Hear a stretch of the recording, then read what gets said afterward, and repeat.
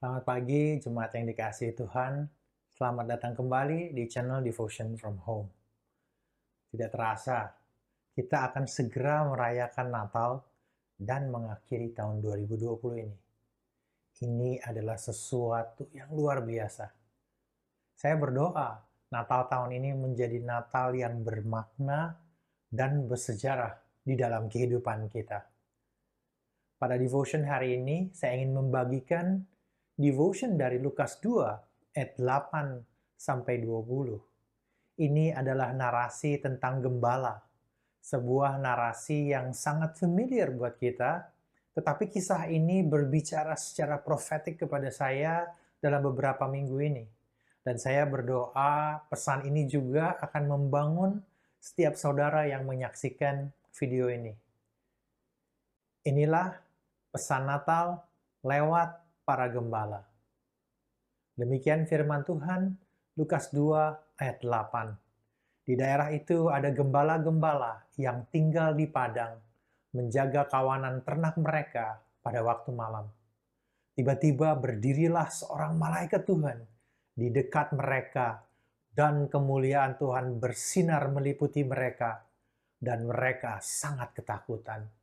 Lalu kata malaikat itu kepada mereka, "Jangan takut, sebab sesungguhnya aku memberitakan kepadamu kesukaan yang besar untuk seluruh bangsa. Hari ini telah lahir bagimu juru selamat, yaitu Kristus Tuhan di kota Daud. Dan inilah tandanya bagimu. Kamu akan menjumpai seorang bayi dibungkus dengan lampin dan terbaring di dalam palungan." Dan tiba-tiba tampaklah bersama-sama dengan malaikat itu sejumlah besar bala tentara sorga yang memuji Allah, katanya, "Kemuliaan bagi Allah di tempat yang maha tinggi, dan damai sejahtera di bumi di antara manusia yang berkenan kepadanya." Setelah malaikat-malaikat itu meninggalkan mereka dan kembali ke surga, gembala-gembala itu berkata seorang kepada yang lain, "Marilah kita pergi ke Betlehem untuk melihat apa yang terjadi di sana, seperti yang diberitahukan Tuhan kepada kita." Lalu mereka cepat-cepat berangkat dan menjumpai Maria dan Yusuf dan bayi itu yang sedang berbaring di dalam palungan. Dan ketika mereka melihatnya, mereka memberitahukan apa yang telah dikatakan kepada mereka tentang anak itu. Dan semua orang yang mendengarnya heran tentang apa yang dikatakan gembala-gembala itu kepada mereka. Tetapi Maria menyimpan segala perkara itu di dalam hatinya dan merenungkannya. Maka kembalilah gembala-gembala itu sambil memuji dan memuliakan Allah, karena segala sesuatu yang mereka dengar dan mereka lihat semuanya sesuai dengan apa yang telah dikatakan kepada mereka. Dikatakan bahwa mereka melihat kemuliaan Tuhan bersinar meliputi mereka, dan mereka sangat ketakutan. Versi ESV-nya mengatakan, "The glory of the Lord shone around them, and they were filled with great fear." Konteksnya bagi bangsa Israel waktu itu, mereka hidup dalam rentang waktu antara perjanjian lama dan perjanjian baru. Lebih dari 400 tahun memisahkan peristiwa Alkitab di Nehemia 13 dan nubuatan Nabi Maleaki yang dicatat di perjanjian lama, sampai kepada peristiwa yang diceritakan di Lukas 1. Karena tidak ada perkataan kenabian dari Tuhan selama masa periode ini. Periode ini terkadang disebut 400 tahun sunyi atau silent years. Namun demikian, sejarah tahun-tahun ini secara akurat mengikuti pola yang ditulis dalam kitab Daniel. Meskipun suara Tuhan sepertinya tidak terdengar, tetapi tangan Tuhan secara aktif mengarahkan jalannya sejarah dan peristiwa selama rentang waktu ini. Dalam keadaan yang sangat terpuruk, bangsa Israel berada dalam penindasan bangsa lain, dan mereka berada dalam kondisi rohani yang sangat tertekan. Sewaktu malaikat muncul dalam 3 peristiwa di kitab Lukas, respon yang umum terjadi adalah rasa takut. Bahkan para gembala dikatakan mereka sangat ketakutan. Karena bagi mereka kondisi yang begitu hancur, kedatangan Tuhan sepertinya adalah sebuah penghakiman atas dosa-dosa dan kegagalan mereka dalam mentaati Tuhan. Ayat 10 dikatakan, "Jangan takut, sebab sesungguhnya aku memberitakan kepadamu kesukaan besar untuk seluruh bangsa." Versi ESV, "Fear not, for behold, I bring you good news of great joy that will be for all the people." Sesungguhnya hanya berita Injil yang sanggup mengubah ketakutan yang besar menjadi sukacita yang besar. Sebagaimana para gembala waktu itu dan bangsa Israel secara keseluruhan, mereka berada dalam keadaan yang sangat memprihatinkan. Karena kelahiran Kristus, semua ketakutan mereka diubahkan menjadi sukacita yang besar. Dalam konteks kita hari ini, beberapa dari kita mungkin merasa berada dalam ketakutan, takut akan masa depan. Mungkin kita berada dalam ketidakpastian dan terus bertanya sampai kapan pandemi akan berakhir. Kita dapat dengan mudah menjadi skeptis, negatif, dan tidak bergairah menjalani kehidupan kita. Kabar baiknya bagi kita bahwa Yesus telah datang sebagai manusia. Kristus telah meninggalkan segalanya supaya kita bisa dipulihkan dalam hubungan bersama dengan Tuhan. Sehingga hari ini kita bisa melihat sebagaimana yang tertulis di Roma 8 ayat 28 tergenapi dalam kehidupan kita. Kita tahu sekarang bahwa Allah turut bekerja dalam segala sesuatu untuk mendatangkan kebaikan bagi mereka yang mengasihi Dia, yaitu mereka yang terpanggil sesuai dengan rencana Allah. Sekali lagi, Tuhan mengingatkan kita untuk berhenti terpukau dalam ketakutan dan terus teringat kepada kebaikan Tuhan. Berhenti memandangi, merenungkan, terpesona kepada keadaan dan ketakutan kita, mengalihkan pandangan kita kepada apa yang Tuhan telah lakukan di dalam kehidupan kita. Itulah pesan Natal dari para gembala. Berikutnya di ayat 12. "Dan inilah tandanya bagimu, kamu akan menjumpai seorang bayi dibungkus dengan lampin dan terbaring di dalam palungan." Bagi mereka, para gembala, mereka mendapatkan istilah tanda. Tetapi bagi kita hari ini, kelahiran Kristus bukanlah sekedar tanda, tetapi itu adalah bukti. Kita telah menerima bukti dari kabar baik secara penuh, yaitu bahwa Kristus telah lahir sebagai manusia, hidup dalam kehidupan yang seharusnya kita jalani tanpa dosa, dan mati dalam kematian yang seharusnya kita terima. Dan Ia telah bangkit pada hari ketiga, membuktikan bahwa Dia adalah Tuhan, Allah yang hidup. Sebagaimana para gembala taat dengan cara mendatangi Kristus untuk menyaksikan tanda yang mereka dengar, demikian juga kita hari ini. Kita perlu taat, datang kepada Kristus setiap hari dalam kehidupan kita, lewat doa dan firman-Nya, hubungan bersama dengan Dia setiap hari. Sewaktu kita berjalan dalam ketaatan, kita akan menyaksikan bukti kesetiaan Tuhan dalam kehidupan kita.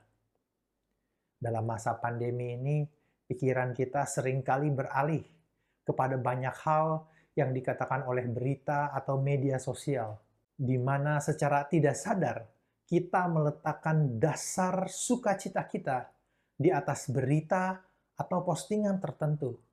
Seperti misalnya berita, wah vaksin sudah ditemukan, kita bersukacita. Tidak lama kemudian datang berita, oh ternyata bahwa hal itu perlu pengujian, jadi masih lama lagi untuk diterapkan. Kemudian kita kehilangan sukacita. Berita terbaik hari ini mungkin memberikan sukacita kepada kita. Tetapi berita berikutnya besok membatalkan semua sukacita kita. Tuhan mengingatkan kita untuk terus melihat kepada Kristus, Tuhan kita, di dalam segala perkara, dan bahkan menjadi dasar bahwa sukacita kita hanya di dalam Kristus. Sekali lagi, Kristus adalah bukti bagi kita. Roma 5 ayat 8 berkata, akan tetapi Allah menunjukkan kasih-Nya kepada kita oleh karena Kristus telah mati untuk kita ketika kita masih berdosa. Tuhan telah membuktikan kasih-Nya kepada kita bahkan ketika kita masih berdosa. Ia telah menjadi penyedia bagi kita. Dahulu, sewaktu kita masih berdosa, kebutuhan terbesar kita akan keselamatan, Ia telah menyediakan. Ia telah membuktikan dan Ia akan terus membuktikan dirinya sebagai sumber dan penyedia bagi kita di masa ini, di musim ini, dan di masa yang akan datang. Selanjutnya, di ayat 17 dikatakan, dan ketika mereka melihatnya, mereka memberitahukan apa yang telah dikatakan kepada mereka tentang anak itu. Dan semua orang yang mendengarnya heran tentang apa yang dikatakan gembala-gembala itu kepada mereka. Kemudian ayat 20. Maka kembalilah gembala-gembala itu sambil memuji dan memuliakan Allah karena segala sesuatu yang mereka dengar dan mereka lihat semuanya sesuai dengan apa yang telah dikatakan kepada mereka. Tuhan memakai para gembala sebagai saksinya. Menurut konteks budaya mereka saat itu, gembala adalah golongan yang paling bawah dalam status sosial. Bahkan saat itu, gembala tidak layak untuk menjadi saksi dalam persidangan. Kalau Anda bayangkan, Tuhan memilih memakai para gembala untuk menjadi saksi berita, kabar terbesar sepanjang sejarah manusia. Sesuatu yang luar biasa. Bahkan para gembala merupakan salah satu kelompok orang yang paling awal mengetahui berita kelahiran Yesus. Padahal mereka sebenarnya kelompok orang yang terbuang dan dikucilkan oleh masyarakat. Tuhan mengingatkan saya betapa pentingnya dan signifikan narasi di Lukas 2 ayat 8-20 ini. Ditulis beberapa kali kata kemuliaan, memuliakan, dan dalam perikop ini nuansa komunitas begitu kuat, di mana para gembala dipanggil untuk menjadi saksi yang membawa kemuliaan Tuhan dan memberitakan kemuliaan Tuhan. Tuhan mengingatkan kita, gerejanya, dipanggil menjadi saksinya, suatu komunitas yang membawa berita Injil, yang memuliakan Tuhan, dan membawa kemuliaan Tuhan. Jadi Tuhan memanggil kita menjadi saksinya, terlepas apapun latar belakang kita, mungkin kita merasa tidak mampu, tidak bisa, tapi Tuhan tetap memanggil kita sebagaimana Tuhan memanggil para gembala. Marilah kita membawa kemuliaan Tuhan dan memberitakan Injil dimanapun kita berada. Sebagaimana Rasul Paulus berkata, baik perkataanku maupun pemberitaanku, tidak kusampaikan dengan kata-kata hikmat yang meyakinkan, tetapi dengan keyakinan akan kekuatan roh, supaya iman kamu jangan bergantung pada hikmat manusia, tetapi pada kekuatan Allah. Tuhan memanggil dan memampukan kita menjadi saksinya. Jadi, mari kita menjadi saksi bersama-sama sebagai satu komunitas. Biarlah Natal ini menjadi suatu kesempatan untuk kita memuliakan Tuhan di dalam apa yang kita lakukan, apa yang kita rayakan. Bukan hanya Natal ini saja, tetapi hari-hari ke depan, tahun yang akan kita hadapi di depan. Kita akan membawa kemuliaan Tuhan kemanapun kita pergi. Izinkan saya mengakhiri pesan devotion ini dengan menekankan kembali bahwa Tuhan memberikan kita pesan Natal lewat para gembala. Kita dipanggil untuk berhenti terpukau di dalam ketakutan kita. Dan kemudian Tuhan memanggil kita untuk terus teringat kepada kebaikannya. Tuhan juga telah membuktikan bahwa Ia telah menjadi penyedia bagi kita dahulu, sekarang, dan bahkan selama-lamanya.